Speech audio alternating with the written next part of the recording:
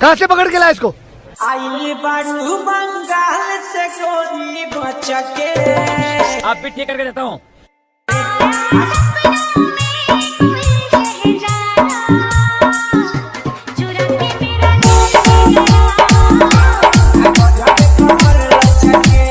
अरे जब भी ऊपर चढ़ता बंद क्यों कर देते हो? ये ढीले जरा डीजल डाल।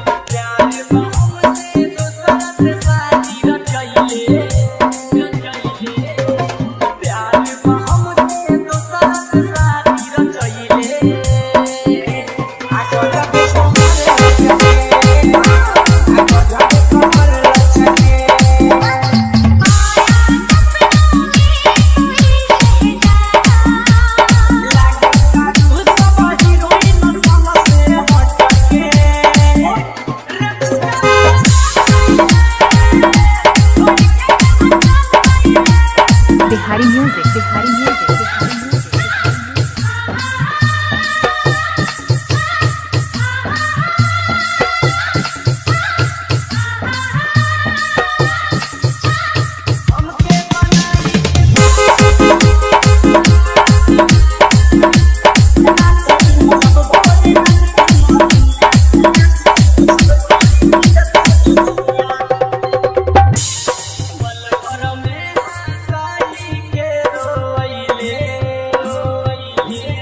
वो दुल्हन बनकर रुखसत हो गई। वाह वाह वाह वाह वाह वाह। वो दुल्हन बनकर रुखसत हो गई। वाह वाह वाह।